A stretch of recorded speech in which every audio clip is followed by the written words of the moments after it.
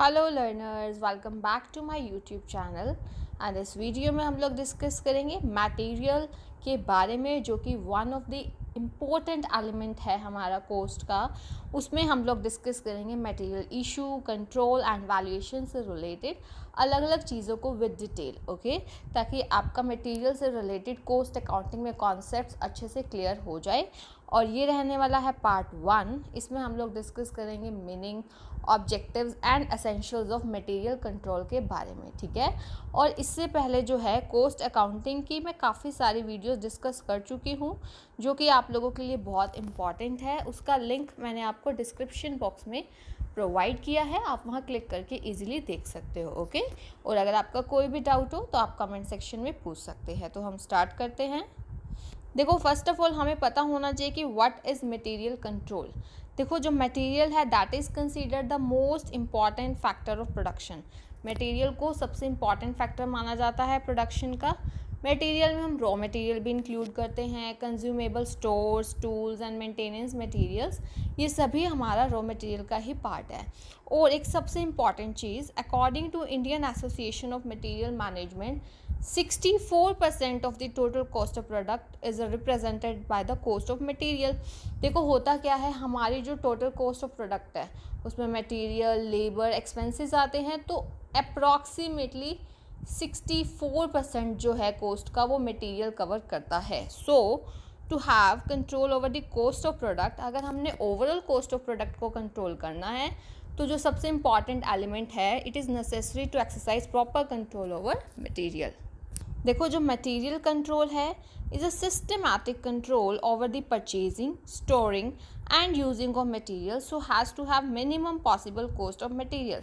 हम जो word use कर रहे हैं मटेरियल कंट्रोल, उसका क्या मीनिंग है कि जब हम मटेरियल को परचेज़ करते हैं, उसको स्टोर करते हैं, उसको यूज़ करते हैं, तो इस टाइप से करना है कि हमारी जो minimum possible cost of material आए। तो अकॉर्डिंग टू बी के भार, material control is a system which ensures the provisions of required quality of material।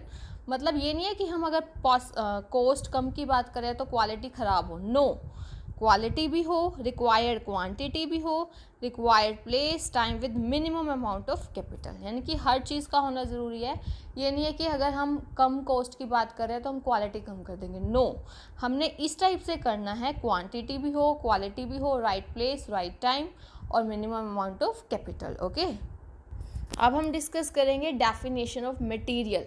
एक पर्टिकुलर डेफिनेशन है, according to HA and AH Ripley, direct material is the material used in the manufacture of an article or in the construction of an undertaking which can be engaged specifically to the job, including direct purchases which can be allocated to the job from the invoices, stores material which is withdrawn from general stores to be charged to specific work, and indirect material comprise all the materials which are not capable of being allocated to specific work। ये देखो, ये तो हमने definition पढ़ी। अब मैं आपको इसका मीनिंग समझाती हूँ। जो मटेरियल होता है उसमें दोनों चीज़ें आएंगी, डायरेक्ट मटेरियल भी और इनडायरेक्ट मटेरियल भी, ओके। अब जो डायरेक्ट मटेरियल है उसको हम स्पेसिफिकली एलोकेट कर सकते हैं किसी पर्टिकुलर जॉब से, प्रोसेस से, ठीक है। और जो इनडायरेक्ट मटेरियल है उसको डायरेक्टली एलोकेट नहीं कर सकते। तो ये आपको सिंपल वे में मैंने डेफिनेशन का मीनिंग बताया है। अब हम बात करेंगे मटेरियल कंट्रोल के लेवल्स की। तो 2 लेवल्स है, एक है क्वांटिटी बेस पे और एक है फाइनेंशियल कंट्रोल। तो सबसे पहले हम क्वांटिटी कंट्रोल की बात करते हैं। क्वांटिटी, देखो, quantity control aims at ensuring to see whether the required quantity of material is available और नॉट। क्योंकि देखो, अगर आपके पास प्रॉपर टाइम पे रॉ मटेरियल अवेलेबल नहीं होगा तो ये आपकी प्रोडक्शन में एक प्रॉब्लम क्रिएट करेगा, और अगर बहुत ज़्यादा अवेलेबल है तो वो भी एक मिस यूज़ हो रहा है हमारी कैपिटल का, ठीक है। तो एक रिक्वायर्ड क्वांटिटी को इंश्योर करना, दैट इज़ क्वांटिटी कंट्रोल, ठीक है। स्टोर कीपर और production executives are concerned with quantity control. Next जो है फाइनेंशियल कंट्रोल। तो क्वांटिटी कंट्रोल अभी हमने पढ़ा, तो financial control on the other hand is concerned with the finance manager activities related to material। क्या होता है, financial control aims at avoiding the too much or undue investment in materials and ensuring that every rupee spent in materials is efficiently utilized। यानी कि ये भी नहीं है कि हम बहुत ज़्यादा खर्च कर रहे हैं या बहुत कम। तो एक इफेक्टिव यूटिलाइजेशन होना चाहिए फाइनेंस का, किस पे, मटेरियल पे। ओके, अब हम बात करेंगे मटेरियल कंट्रोल हम क्यों करेंगे, क्या हमारी नीड है, क्या हमारे ऑब्जेक्टिव्स हैं। तो सबसे पहला, इंश्योर अवेलेबिलिटी ऑफ मटेरियल, यानी कि हमारा मटेरियल कंट्रोल करने का ऑब्जेक्टिव यही है to make various types of materials continuously available so that the production may not be held up for the want of material। ये नहीं है कि हम अवेलेबल नहीं करवा पा रहे हैं मटेरियल को जिसकी वजह से प्रोडक्शन रुक रहा है, this is not a good sign. Okay, दूसरा हमारा ऑब्जेक्टिव क्या है मटेरियल कंट्रोल का, ensure minimum and efficient investment in material. ठीक है, वही पैसे से रिलेटेड हो गया कि प्रॉपर मिनिमम इन्वेस्टमेंट हम चाहेंगे लेकिन वो भी एफिशिएंट, ये नहीं है कि हम क्वालिटी से कॉम्प्रोमाइज़ करेंगे। ठीक है, दूसरा क्या है, थर्ड वही क्वालिटी वाला, इंश्योर क्वालिटी। जो ऑब्जेक्टिव है मटेरियल कंट्रोल का is to purchase material of right quality at favourable terms. ठीक है, उसके बाद है maintain proper records. The objective of material control is to maintain accurate and timely records in various accounting books. हर एक चीज़ का अगर आप टाइमली रिकॉर्ड करेंगे तो ये आपके लिए बहुत ज़्यादा बेटर होगा, यही हमारा ऑब्जेक्टिव भी है मटेरियल कंट्रोल का। नेक्स्ट ऑब्जेक्टिव है अवॉइड मिस एप्रोप्रिएशन। ठीक है, according to Blocker and Weltmer, misappropriation, theft and waste of material are concurrent with a lack of system of control. यानी कि अगर आप प्रॉपर सिस्टम नहीं रखते हैं मटेरियल कंट्रोल का तो उसका मिस एप्रोप्रिएशन हो सकता है, चोरी हो सकती है, मटेरियल वेस्ट हो सकता है। So there is a need of an internal check on materials which is a part of material control.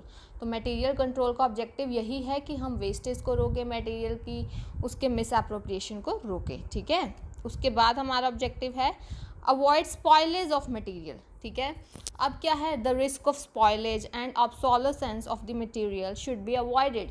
यानी कि हम आउटडेटेड नहीं रहना है, हमने मटेरियल के मामले में हमने अपडेटेड रहना है। So for this purpose minimum level, maximum level, reordering level, economic order quantity of material determine किए जाते हैं। ये आप आगे पढ़ेंगे, ये अलग अलग लेवल्स डिटरमाइन किए जाते हैं। ठीक है, नेक्स्ट है हमारा topic essentials of material control. एक अच्छे मटेरियल कंट्रोल में क्या क्या चीज़ें ज़रूरी है जब भी आप मटेरियल कंट्रोल की हम बात करते हैं। तो सबसे पहले there should be proper cooperation and coordination between the departments involved in the buying, receiving, inspection and storage of material and accounting for them. जो भी डिपार्टमेंट मटेरियल को परचेज कर रहे हैं, रिसीव कर रहे हैं, उसका इंस्पेक्शन कर रहे हैं, स्टोरेज कर रहे हैं और उसकी रिकॉर्ड कर रहे हैं, अकाउंटिंग रिकॉर्ड कर रहे हैं, तो उनमें आपस में प्रॉपर कोऑर्डिनेशन होना चाहिए, तभी आपका जो मटेरियल कंट्रोल है वो प्रॉपर हो पाएगा। उसके बाद स्टैंडर्ड फॉर्म्स, यानी कि स्टैंडर्ड परफॉर्मांस होने चाहिए for orders, requisitions, issues, transfers of material, ये यूज़ करने हैं तो एक स्टैंडर्ड फॉर्म्स होने चाहिए इसके लिए। ठीक है, उसके बाद थर्ड क्या है, centralisation of purchasing of material should be introduced. यानी कि ऐसा नहीं है परचेजिंग का काम हमने हर डिपार्टमेंट को दे रखा है, नो, इससे एफिशिएंसी नहीं होगी, आपने परचेजिंग ऑफ मटेरियल का सेंट्रलाइजेशन करना है। ठीक है, नेक्स्ट है standardisation and simplification of material should be undertaking. हमने मटेरियल को स्टैंडर्डाइज करना है, सिंप्लीफिकेशन करना है, यानी कि प्रॉपर क्लासिफिकेशन और कोड यूज़ करेंगे हम मटेरियल की। ठीक है, उसके बाद शेड्यूलिंग प्रॉपर होनी चाहिए मटेरियल्स की और एक वेल प्लान सिस्टम होना चाहिए receipt, storage and issuance of material के लिए। देखिए, उसके बाद है हमारा कि operation of internal check to ensure that all the transactions involving materials are checked by authorised person. यानी कि एक इंटरनल चेक सिस्टम होता है कि जो भी मटेरियल से रिलेटेड ट्रांजैक्शंस हैं, जो इंटरनल ऑर्गेनाइजेशन में ऑटोमेटिकली जो भी वन पर्सन काम करेगा दूसरा ऑटोमेटिकली उसको चेक कर लेगा, तो एक ऐसे प्रॉपर सिस्टम होना चाहिए। ठीक है, उसके बाद मिनिमम, मैक्सिमम, रिकॉर्डिंग लेवल हर टाइप के मटेरियल के लिए हमने डिटरमाइन करने हैं ताकि कोई भी स्पॉइलेज या ऑब्सोलेसेंस ऑफ मटेरियल का रिस्क ना हो। उसके बाद है information about purchases of material, issues and stocks, obsolete and defective stock should be given to the management regularly. तो ये चीज़ें थी जो ध्यान रखनी है एसेंशियल ऑफ मटेरियल कंट्रोल में, जो बहुत ज़्यादा इम्पॉर्टेंट है। ठीक है, तो ये मैंने आपके साथ डिस्कस किया है इसका बेसिक। ओके, आने वाले पार्ट्स में हम मटेरियल के इशू कंट्रोल के बारे में अच्छे से डिस्कस करने वाले हैं और पार्ट्स में और भी चीज़ें, तो आप लोगों ने ज़रूर देखनी है वो भी वीडियोस। और अगर अभी तक आप लोगों ने इस यूट्यूब चैनल को सब्सक्राइब नहीं किया है देन डू सब्सक्राइब और बेल आइकन प्रेस कर देना ताकि आपको अपकमिंग वीडियोस की जो है टाइमली नोटिफिकेशन मिल सके। Okay, thank you so much, keep learning, keep sharing.